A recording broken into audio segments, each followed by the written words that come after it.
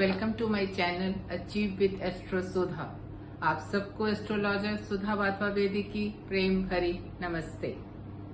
आज के इस एपिसोड के अंदर हम अपनी मार्स की प्लेसमेंट ऑफ डिफरेंट हाउसेस की सीरीज के अंदर सेकेंड एपिसोड ले रहे हैं, जहां पे हम ये डिस्कस करेंगे कि मार्स की प्लेसमेंट अगर सेकेंड हाउस के अंदर है तो उसका किसी भी नेटिव के ऊपर क्या इफेक्ट आता है, उसकी क्या क्वालिटीज या नेगेटिविटी आती हैं जो उसकी पर्सनालिटी का पार्ट बनती हैं या उसके लाइफ के रोड मैप को डिसाइड करती हैं।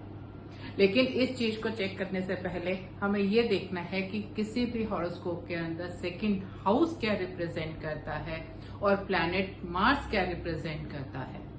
अगर हम सेकंड हाउस की बात करते हैं तो जैसे आपको पता है कि ये कुटुंब स्थान है और धन स्थान है। कुटुंब स्थान है तो इसका मतलब ये आपके फैमिली का एनवायरनमेंट है, आपकी family before marriage and after marriage दोनों को डिफाइन करता है। और धन स्थान है तो धन से रिलेटेड जो भी चीजें हैं, चाहे आपका फाइनेंशियल स्टेटस है या एक्यूमुलेशन ऑफ वेल्थ है या आप क्या बिजनेस, क्योंकि काफी लोग ये जानना चाहते हैं कि मैडम हम क्या बिजनेस करेंगे या जॉब में रहेंगे।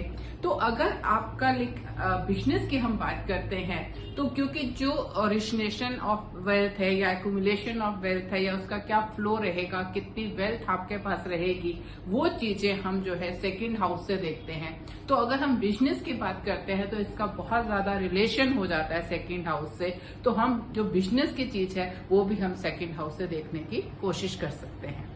और जनरली ये चीज हम उसको रिलेट करते हैं आपस में, प्रोफेशन को, गेम्स को, सेकंड हाउस को। साथ ही साथ जो आपका कुटुंब स्थान है, फैमिली, आपकी फैमिली है और फैमिली आपकी शादी से पहले भी है और शादी के बाद भी है। और स्पीच का हाउस है आपका, वाक स्थान है ये। तो आपके अंदर किस तरह से आप बात करते हैं या कैसे आपका तरीका रहेगा बात करने का या खाने पीने का, क्योंकि आपका फेस मुंह को भी ये रिप्रेजेंट करता है।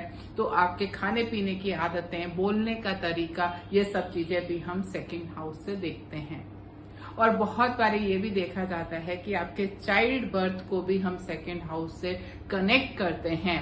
और जब हम मंगल की बात कर रहे हैं तो जब मंगल सेकंड हाउस के अंदर के ऊपर विराजमान होते हैं या बैठे हुए हैं आपके चार्ट के अंदर, तो उसका इफेक्ट आपके फिफ्थ हाउस के ऊपर भी आता है।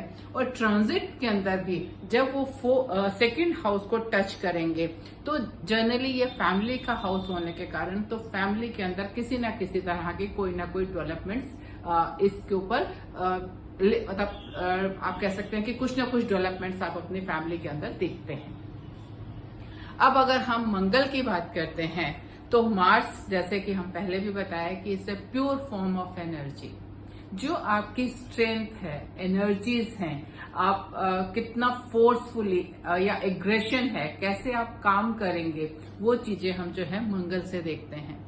अब जब हम एनर्जी, एग्रेशंस की बात करते हैं तो एक काइंड ऑफ एन मार्शल आप कह सकते हैं एबिलिटी, या एक जो फाइटर होता है या एक सोल्जर है, स्पाई है, तो जो वो जिस तरह से फाइट करता है तो हम मंगल की जो एनर्जीज हैं उसको हमेशा उस चीज के साथ रिलेट करते हैं। क्योंकि ये जो एनर्जी है, ये स्ट्रेंथ है, ये हमारे पास क्या कितनी स्ट्रेंथ है किसी भी चीज को टेकअप करने की, आगे एग्रेसिवली ले जाने की, ये सब चीजें जो हैं ये हम मंगल से रिप्रेजेंट करते हैं, मार्स से रिप्रेजेंट करते हैं।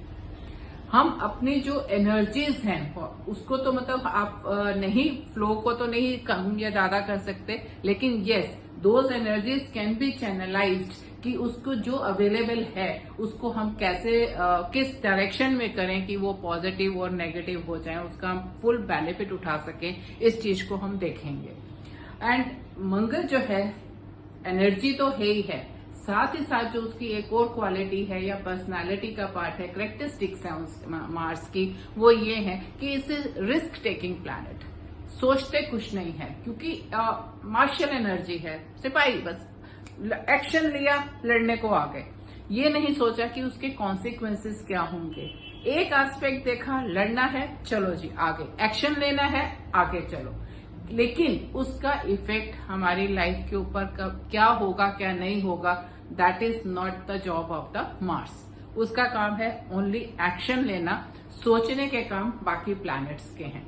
तो उस केस के अंदर ये बहुत ज्यादा एक रिस्क टेकिंग प्लैनेट हो जाता है, चाहे वो आपका बिजनेस इन्वॉल्व हो, चाहे आपके फैमिली डिसीजन से इन्वॉल्व हो, या आपके रिलेशनशिप्स भी आपके स्पाउस के साथ या फैमिली के साथ। क्योंकि जब मार्स का एक एक्शन ओरिएंटेड प्लैनेट है, वो नहीं सोचता कि वो क्या कर रहा है, तो जहां वो बैठा हुआ है वो उस चीज को लेके, उस स्थान को लेके, और जहां जहां उसकी दृष्टि है, क्योंकि जैसे मंगल की दृष्टि जो है वो स्पेशल दृष्टियां भी होती हैं। एक तो आपकी 7 दृष्टि तो हर प्लैनेट की होती है, लेकिन इन एडिशन टू 7 मंगल जो है अपने से चौथे स्थान को, अपने से 8वें स्थान को भी देखता है 7वें स्थान के साथ साथ। तो एक तो वो जहां बैठा हुआ है, और साथ ही साथ जो उसकी ये 3 दृष्टियां रहेंगी 4th पे, 7th पे एंड 8th पे, उनके ऊपर भी ये इफेक्ट आएंगे। और जो उसका एक पर्सनालिटी है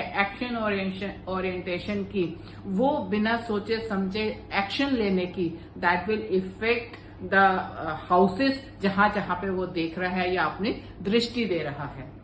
लेकिन द पॉजिटिव पॉइंट इज कि एनर्जीज हैं, सोल्जर है एक काइंड ऑफ। तो जो आपको अपने एनिमीज को डिफीट करना है, उनके अगेंस्ट आपको खड़ा होना है, उसमें मंगल आपकी बहुत बेनिफिशियल होता है। बहुत मतलब, क्योंकि एनिमीज के लिए आपके लिए लड़ना या एक्शन लेना ही इंपॉर्टेंट होता है।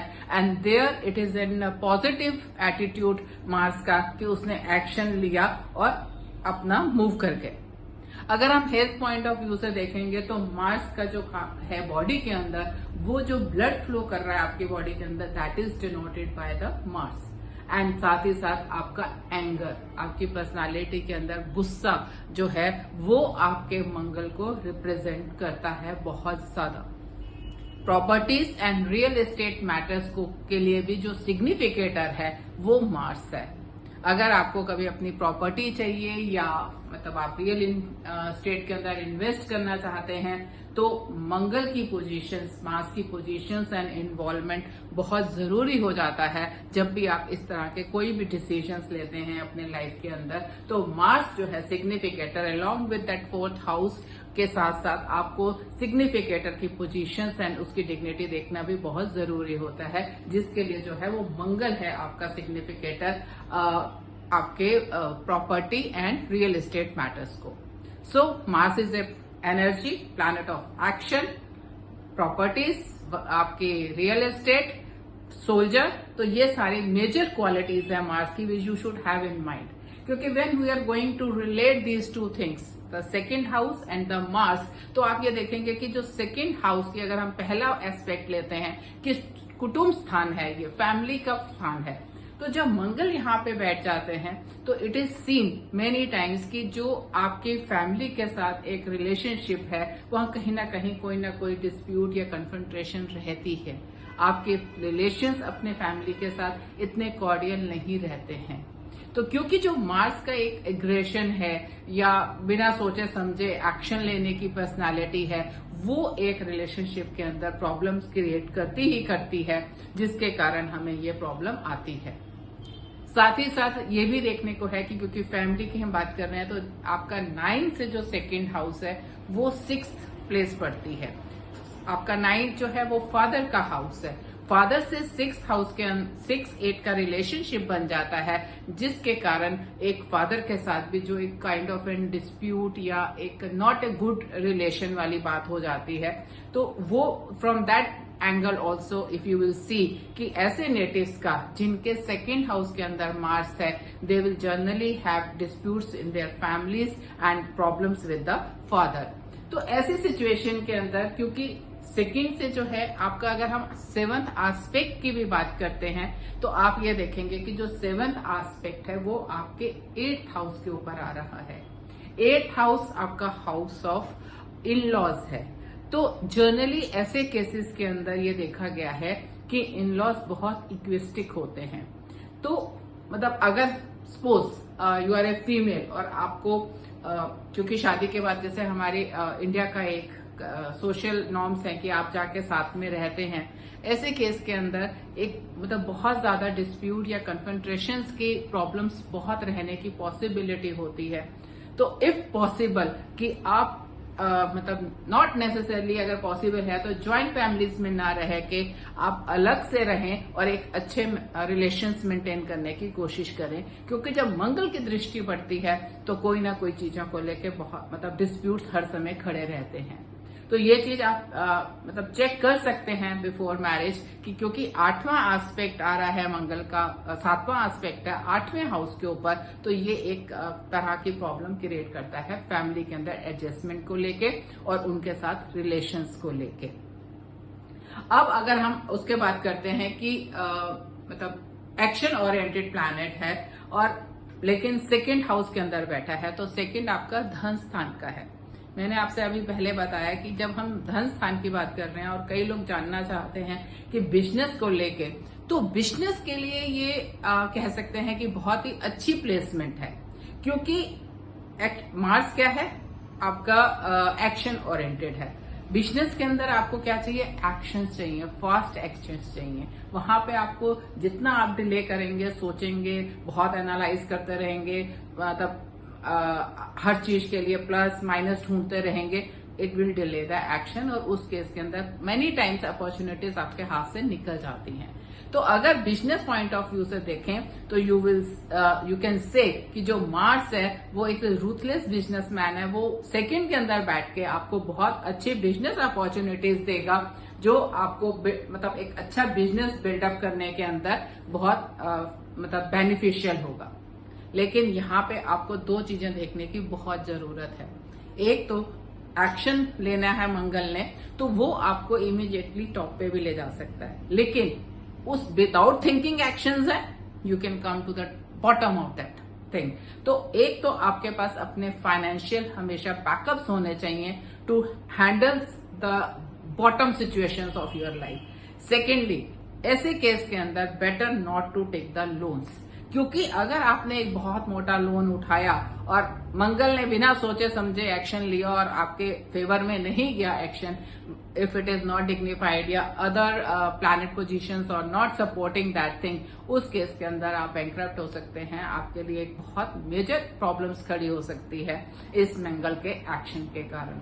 तो अगर आपका मंगल सेकेंड हाउस के अंदर है, then be very careful before taking any loans, क्योंकि ऐसे केस के अंदर आपकी जो मंगल के एक्शंस हैं वो आपको कहीं पे भी फाइनेंशियली प्रॉब्लम्स के अंदर मतलब फाइनेंशियल सिचुएशंस के अंदर प्रॉब्लम्स क्रिएट कर सकते हैं आपके लिए। अब अनदर पॉइंट सेकेंड हाउस का कि ये आपका वाक स्थान है और साथ में ही ईटेबल मतलब खाने पीने के लिए भी है।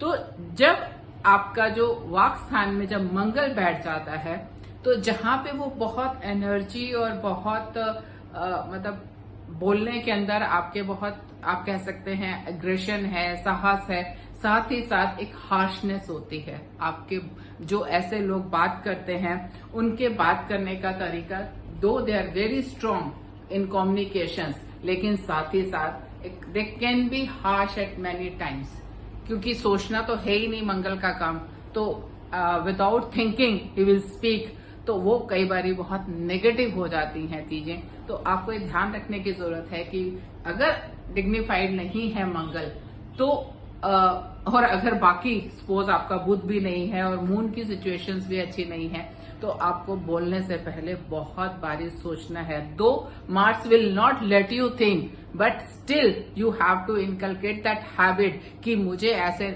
मतलब विदाउट थिंकिंग नहीं बोलना, मुझे सिचुएशंस को देखना है और मतलब उसको समझना है और हैंडल करना है।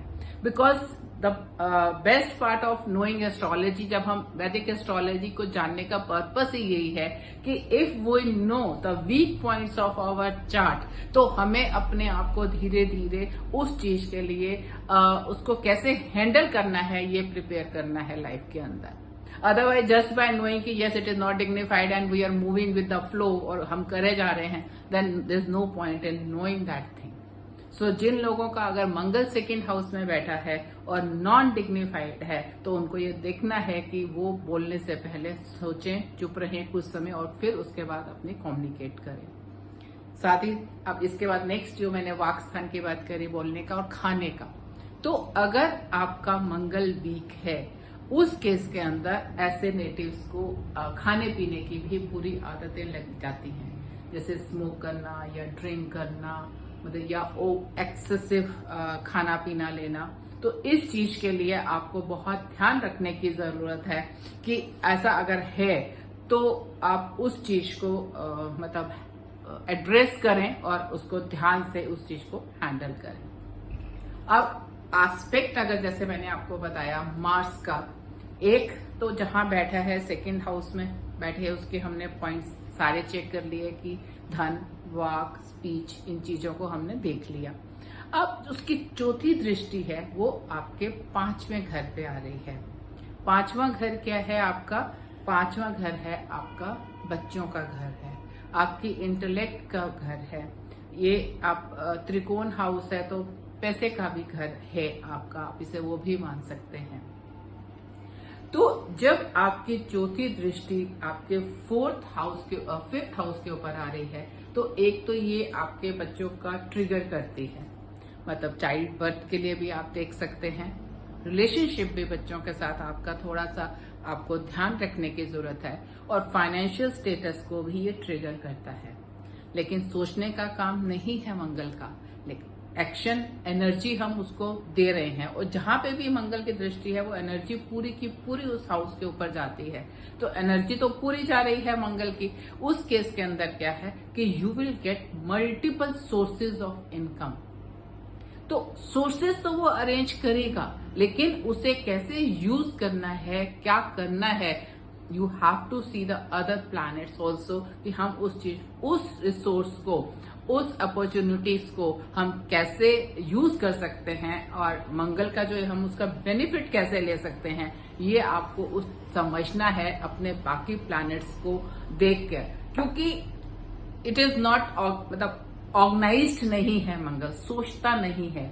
तो आपको अपने आप को बहुत ज्यादा ऑर्गेनाइज्ड करना है कि अगर आपको इसके बेनिफिट्स लेने हैं इस मंगल के, तो आपको अपने आप को ऑर्गेनाइज करके चलना है, ताकि ये जो नॉन थिंकर है और एक्शन ओरिएंटेड है तो इसके एक्शन आपके लिए अगेंस्ट ना हो जाए किसी भी तरह से, आप उसके जो दृष्टि के कारण या उसके एक्शंस के कारण।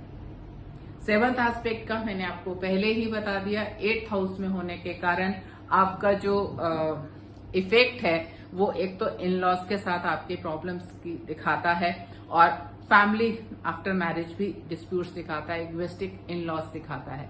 लेकिन साथ ही साथ ये हाउस जो है ये बहुत अप्स एंड डाउन का हाउस है, हाउस ऑफ ट्रांसफॉर्मेशन है। तो जब इस तरह के एस्पेक्ट होते हैं और एक्टिवेटेड होता है हाउस, उसके ऊपर एनर्जीज होती हैं, then it is seen many cases के अंदर कि ऐसे नेटिव्स बहुत ज्यादा मूवमेंट पे रहते हैं।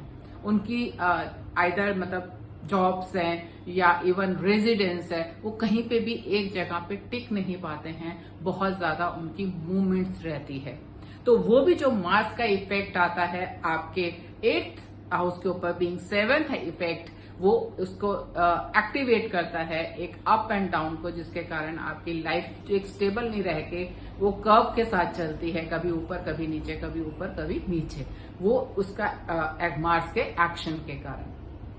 8th एस्पेक्ट जो मंगल का आता है वो 9th हाउस के ऊपर आता है, which is house of father, और उसका हमने आपको पहले बताया कि 6-8 रिलेशन होने के कारण generally you get kind of issues आपके आते हैं, जहां फादर के साथ एक अच्छे रिलेशनशिप के अंदर आपको प्रॉब्लम्स आती है, टू कॉर्डियल रिलेशंस आपके फादर के साथ नहीं हो पाते हैं।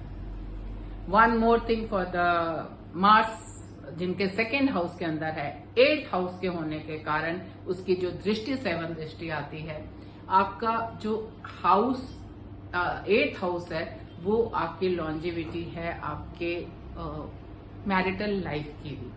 तो अगर आपका लाइफ वो डिग्निफाइड नहीं है, सेवंथ लॉर्ड भी डिग्निफाइड नहीं है, उस केस के अंदर जो मैरिज सस्टेनेबिलिटी है वो मतलब वो उसका डाउट होने लगता है, even if it is not taken care of the जो बाकी सिचुएशंस को, then it can lead to the divorce also. So Mars at second house, people be careful while communicating, while handling their families, this thing आपकी spouse house and financial status. It will give you lot of actions, lot of energies, लेकिन उसे कैसे channelise करना है ये आपको life के अंदर देखना है और उसको बेनिफिशियली यूज करना है. अगर आपको ये चैनल पसंद आया हो तो सब्सक्राइब करें, लाइक करें एंड शेयर करें. आपका दिन शुभ हो.